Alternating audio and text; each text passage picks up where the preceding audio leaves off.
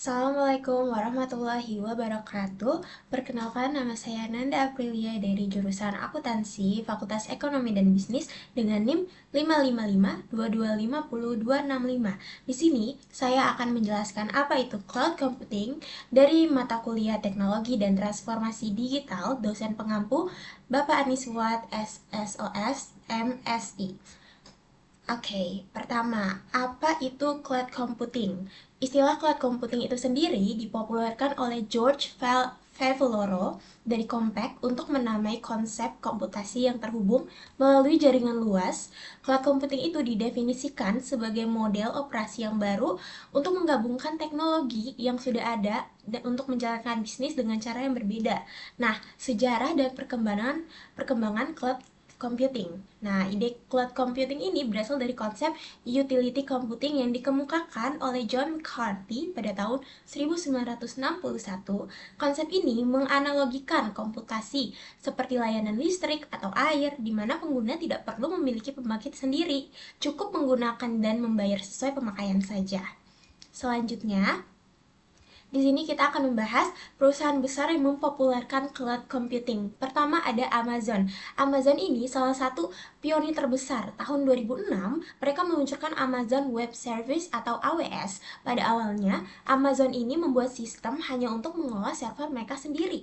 Tetapi, pada akhirnya diperluas dan dijual ke publik agar perusahaan ini dapat menyewakan server mereka lewat internet. Yang kedua ada Google. Google juga termasuk pelopor karena sejak awal mereka sudah menjalankan layanan berbasis cloud seperti Gmail, Google Docs, dan semuanya berbelanja di server online. Lanjut ada Microsoft. Microsoft ini juga mengembangkan Microsoft Azure yang menjadi salah satu platform cloud terbesar sekarang. Oke, selanjutnya kita akan membahas karakteristik umum cloud computing. Oke, jadi karakteristik umum cloud computing ini secara umum merujuk pada ciri utama layanan komputasi berbasis internet yang memungkinkan pengguna mengakses sumber daya teknologi secara fleksibel dan efisien. Contohnya ada apa? Ada 3, yaitu on-demand self-service. Yang pertama, yaitu pengguna dapat mengakses pengelolaan sumber daya komputasi seperti server, penyimpanan data,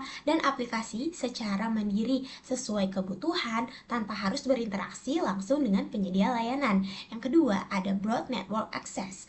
Layanan cloud dapat diakses melalui jaringan internet menggunakan berbagai perangkat seperti komputer, laptop, tablet, maupun smartphone. Yang ketiga, ada resource pooling, yaitu penyedia layanan cloud dalam mengelola sumber daya komputasi dalam satu sistem terpusat nih yang digunakan secara bersama-sama oleh pengguna atau multi tenant sehingga pemanfaatan sumber daya ini menjadi lebih efisien.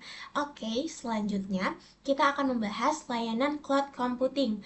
Apa itu layanan cloud computing? Layanan cloud ini menjelaskan jenis layanan komputasi yang disediakan oleh penyedia cloud kepada pengguna. Contohnya ada apa? Ada infrastruktur as a service atau IaaS, yaitu layanan yang menyediakan infrastruktur dasar seperti server, virtual, jaringan, penyimpanan, dan pengguna itu tidak dapat mengelola sistem operasi dan aplikasinya sendiri. Yang kedua ada platform as a service atau PaaS, yaitu layanan ini menyediakan platform atau lingkungan untuk mengembangkan, menjalankan, dan mengelola aplikasi tanpa perlu mengelola infrastruktur secara langsung.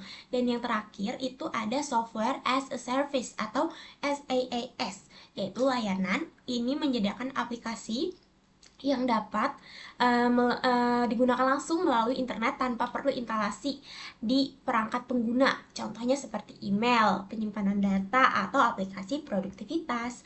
Selanjutnya, kita akan membahas arsitektur cloud dan virtualisasi sebagai dasar cloud computing. Yang pertama, arsitektur cloud computing itu merupakan struktur sistem yang memungkinkan layanan cloud berjalan melalui internet. Komponen utamanya meliputi satu ada front-end platform atau perangkat atau aplikasi yang digunakan pengguna untuk mengakses cloud.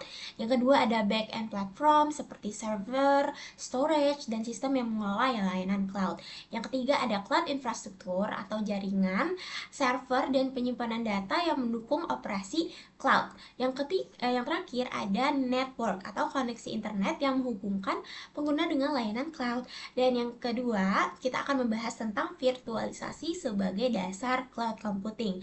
Virtualisasi ini adalah teknologi yang memungkinkan satu perangkat keras fisik menjalankan beberapa sistem atau layanan secara bersamaan.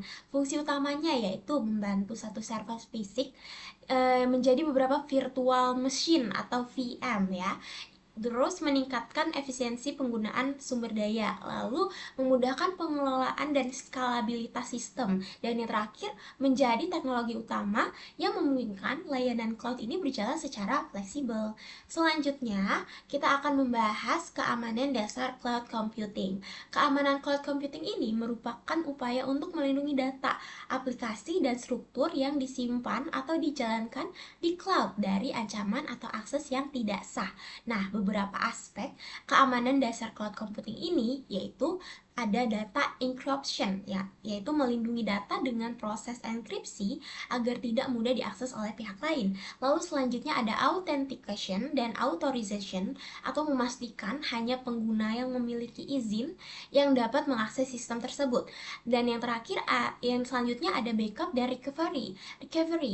Ini tuh menyediakan cadangan data untuk mencegah kehilangan data selanjutnya gitu.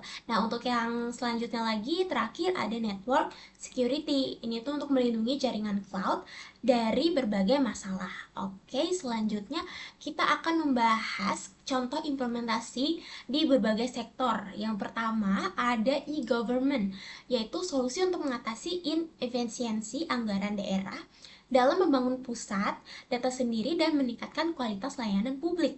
Yang kedua ada healthcare. Nah, healthcare ini memungkinkan dokter ahli di kota besar itu melakukan diagnosa jarak jauh untuk pasien di puskesmas melalui berbagai data di Medis Cloud. Dan yang terakhir, kita punya smart farming, yaitu integrasi sensor kelembapan, suhu, dan kamera berbasis AI yang terhubung di sistem cloud untuk mengoptimasi pertanian. Selanjutnya kita akan membahas tentang manfaat implementasi cloud computing. Oke, implementasi cloud computing ini dalam kehidupan sehari-hari memberikan banyak sekali manfaat karena memungkinkan data dan aplikasi diakses melalui internet tanpa harus bergantung pada perangkat tertentu. Nah, berikut manfaat utamanya. Yang pertama itu ada akses data dari mana saja. Pengguna dapat membuka file, foto, atau dokumen kapan saja dan di mana saja selama terhubung dengan internet. Seperti contohnya itu di smartphone kita ini. Nah, terus yang kedua ada penyimpanan data yang lebih praktis. Data tidak perlu disimpan di perangkat fisik seperti flash disk atau hard file karena dapat disimpan di penyimpanan cloud. Dan yang ketiga ada kolaborasi lebih mudah. Banyak orang yang dapat mengerjakan dokumen yang sama secara bersamaan tanpa harus bertemu langsung. Contohnya itu ada Google Docs namanya. Kita di situ bisa, contohnya kita akan membuat makalah dikerjakan dalam satu grup bersamaan, terdapat 4 orang dan itu tinggal di-share aja linknya. Jadi kita bisa ngerjainnya bareng-bareng tanpa harus ada di salah satu tempat yang sama. Lanjut itu ada menghemat biaya. Pengguna tentu saja tidak perlu membeli perangkat penyimpanan atau server yang mahal karena layanan cloud ini biasanya menggunakan sistem berlangganan atau bahkan gratis. Nah, yang kelima itu ada keamanan dan kecadangan data, yaitu backup ya. Jadi data yang disimpan di cloud ini biasanya memiliki sistem backup otomatis sehingga lebih aman jika perangkat rusak atau hilang. Terus untuk yang terakhir ini ada mendukung aktivitas digital kita sehari-hari.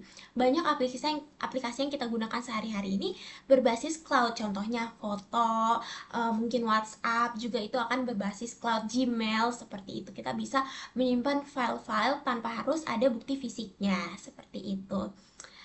Terima kasih untuk materi yang sudah saya sampaikan ini. Mungkin segitu saja dari saya. Wassalamualaikum warahmatullahi wabarakatuh.